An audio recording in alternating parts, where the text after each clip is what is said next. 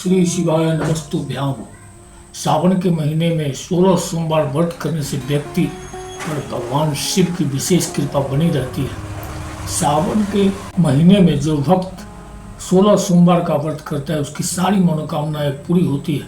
साथ ही ऐसे व्यक्ति को धन संपत्ति और पारिवारिक सुख समृद्धि मिलती है। सावन के महीने में रोजाना इस कथा का पाठ करने चाहिए।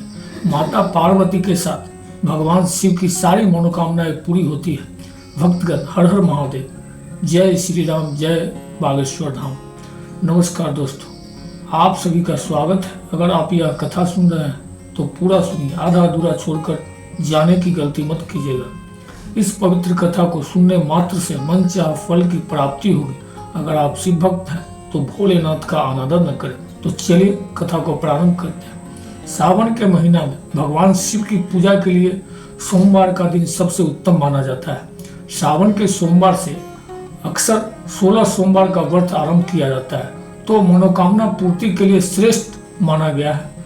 16 सोमवार का व्रत करने वाले शिव भक्तों को और सावन सोमवार व्रत करने वाले भक्तों को भी सोमवार व्रत की इस कथा का पाठ सोमवार और संभव हो तो सावन में हर दिन करना चाहिए। आइए जानते हैं पुराणों में वर्णित 16 सोमवार व्रत कथा। एक समय की बात है कि भगवान शिव, जिन्हें हम विश्वनाथ महादेव के नाम से भी जानते हैं, माता पार्वती जी के साथ भ्रमण करते हुए मृत्यु लोक में पधारे। वे दोनों विदर्भ देश के एक सुंदर नगर अमरावती में पहुंचे। यह पूरी अमरापुरी के समान ही सुंदर, सुख, समृद्धि और वैभव से पूर्ण थी। उस पुरी के राजा ने अपनी भक्ति और श्रद्धा से एक अद्वितीय शिव मंदिर बनवाया था, जिसमें हर दिन विधि पूर्वक भगवान शंकर की पूजा अर्चना होती थी। शिवजी और माता पार्वती को वह मंदिर इतना प्रिय लगा कि वे वहीं ठहर गए।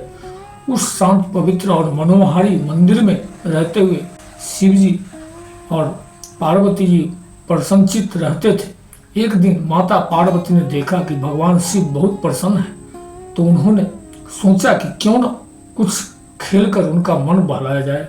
माता ने शिवजी से विनम्रता से कहा, नाथ, आज मेरा मन कर रहा है कि हम दोनों चौसर खेलें। भगवान शिव मुस्कुराए और अपनी प्रिय पार्वती का आग्रह तुरंत मान लिए।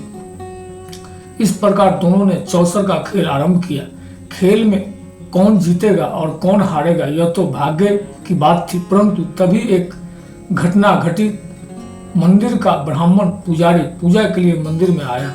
माता पार्वती ने उसे देख लिया और उसे पुकार कर पूछ लिया, ब्राह्मण देव बताइए, इस चौसर में कौन जीतेगा। ब्राह्मण देव ने बिना विचारे ही तुरंत कह दिया, माता, इसमें तो भगवान महादेव जी ही विजय होंगे। परंतु इस भविष्यवाणी के उलट थोड़ी ही देर में चौसर का खेल समाप्त हुआ और माता पार्वती जीत गए। यह देखकर पार्वती जी को ब्राह्मण पर क्रोध आया। उन्हें लगा कि ब्राह्मण ने झूठ बोला। भगवान शिव ने उन्हें बहुत समझाया, पर माता पार्वती ने क्रोधवश ब्राह्मण को श्राप दे दिया कि तुम कोढ़ी हो जाओगे। श्राप के प्रभाव से ब्राह्मण को सीधे शरीर में कोढ़ हो गए, शरीर में घाव होने लगे और वह बहुत दुख भोगने लगा। उसे कोई पूछने वाला न रहा। उसे मंदिर से भी बाहर निकाल दिया गया। वर्षों बीत गया, उसका दुख बढ़ता ही गया। एक दिन स्वर्ग की सुंदर अप्सराएं भगवान शिव की पूजा के लिए उसी मंदिर में आई। उन्होंने ब्राह्मण को देखकर दया से पूछा, हे ब्राह्मण देव, तुम कौन हो? तुम्हारी यह दशा कैसे हुई? ब्राह्मण ने करुण स्वर में सारी कथा कह सुनाई कि किस प्रकार माता पार्वती ने उसे श्राप दिया। अप्सराओं ने सहानुभूति से कहा, हे ब्राह्मण, अब तुम्हारा दुख दूर होगा। तुम भगवान शिव का 16 सोमवार व्रत करो, इससे सारे दोष मिट जाएंगे और तुम्हारा शरीर पुनः स्वस्थ हो जाएगा। ब्राह्मण ने हाथ जोड़कर पूछा, हे देवियों, यह व्रत कैसे करना है? कृपया विस्तार से बताइए। तब अप्सराओं ने बताया, हर सोमवार व्रत प्रातः स्नान करके शुद्ध वस्त्र पहनो, फिर आधा किलो गेहूं का आटा लेकर उसे घी में भुनो और उसमें गुड़ मिलाकर प्रसाद तैयार करो। उसे 3 भागों में बांट लो। प्रदोष काल में चंदन, फूल, बेलपत्र, धूप, दीपक आदि से श्रद्धा से भगवान शिव की पूजा करो। फिर प्रसाद का एक भाग भगवान शिव को अर्पित मानकर श्रद्धालुओं में बांटो और एक भाग स्वयं ग्रहण करो। इस तरह 16 सोमवार तक यह व्रत करो। 17वें सोमवार को विशेष पूजा कर चूरमा बनाओ और सभी को बांटो। भगवान शिव की कृपा से सब मनोरथ पूर्ण हो गए। इतना कहकर अप्सराएं स्वर्ग लौट गए। ब्राह्मण ने वही विधि पालन की। 16 सोमवार व्रत पूरे करने के बाद वह कोढ़ से मुक्त हो गया। उसका शरीर फिर से सुंदर हो गया। कुछ समय बाद भगवान शिव और माता पार्वती फिर उसी मंदिर में आए। उन्होंने स्वस्थ पुजारी को देखकर माता पार्वती ने आश्चर्य से पूछा, तुम्हारा रोग कैसे दूर हुआ? ब्राह्मण ने हाथ जोड़कर 16 सोमवार व्रत की सारी महिमा माता को सुनाई। माता पार्वती जी को व्रत की महिमा जानकर बड़ा हर्ष हुआ। उन्होंने भी इस व्रत को विधि पूर्वक किया। व्रत के प्रभाव से उनके पुत्र कार्तिकेय, जो माता से कुछ रुष्ट होकर दूर चले गए थे, स्वयं लौट आए और माता के आज्ञाकारी बन गए। कार्तिकेय जी को यह चमत्कार सुनकर बड़ा कौतूहल हुआ। उन्होंने माता से कहा, माते, आपने ऐसा कौन सा उपाय किया जिससे मेरा मन बदल गया?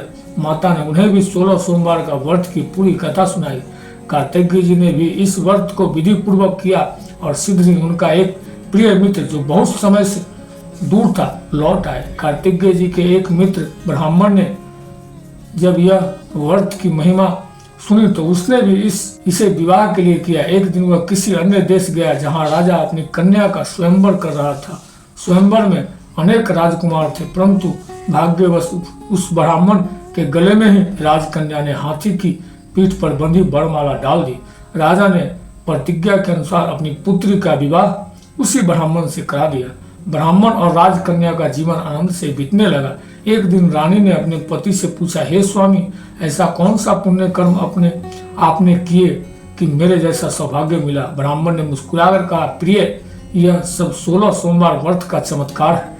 रानी ने भी पुत्र प्राप्ति की इच्छा से वह व्रत शुरू किया। भगवान शिव की कृपा से उसके गर्भ में एक सुंदर, तेजस्वी और धर्मात्मा पुत्र उत्पन्न हुआ। वह बालक बड़ा होकर अत्यंत आज्ञाकारी और यशस्वी राजा बन गया। एक दिन उस बालक ने अपनी माता से पूछा, माँ, आपने ऐसा कौन सा व्रत किया जिससे मुझ जैसा पुत्र मिला? माता ने उसे भी 16 सोमवार व्रत की महिमा बताई। पुत्र ने राज्य अधिकारी बनने की कामना से इस व्रत को किया। राज्य अधिकारी बनने के बाद वह ब्राह्मण पुत्र अपनी पत्नी के साथ हर वर्ष 16 सोमवार व्रत करता। एक बार उसकी पत्नी ने आलस्यवश मंदिर न जाकर दासियों को पूजा सामग्री भेज दी। राजा ने अकेले पूजा की, तभी आकाशवाणी हुई, राजा, अपनी रानी को त्याग दो, अन्यथा सर्वनाश होगा। राजा ने आकाशवाणी सुनकर दुख के साथ रानी को महल से निकाल दिया। दुखी रानी दर दर भटकती रही। उस पर भगवान की भीषण परीक्षा थी। रानी के एक बुढ़िया के साथ सूत बेचने गई। वह आंधी में सारा सूत उड़ गया। फिर वह तेली के घर गई तो तेल के सारे घड़े टूट गए। नदी से पानी भरने गई तो नदी सूख गई। तालाब से पानी लेने गई तो उसमें कीड़े पड़ गए। दुखी होकर रानी एक साधु गुसाई जी के आश्रम पहुंची। गुसाई जी ने उसकी दशा देखकर उसे अपनी शरण में ले लिया। रानी ने गुसाई जी को सारा दुख और शिव व्रत की कथा सुनाई। गुसाई जी ने कहा, पुत्री, तुम फिर से 16 सोमवार व्रत करो, शिवजी सब क्लेश हर लेंगे। रानी ने व्रत किया और 17वें सोमवार को राजा ने उसे खोज निकाला। गुसाई जी के आशीर्वाद से वह फिर से महल लौटी। वीडियो को बोलते समय कोई त्रुटि हुआ हो तो मैं क्षमा चाहता हूँ। उम्मीद है आप सभी को वीडियो अच्छी लगी होगी। महादेव के सच्चे भक्त हैं तो चैनल को सब्सक्राइब करके और वीडियो को लाइक करके कमेंट में हर हर महादेव लिख दीजिए।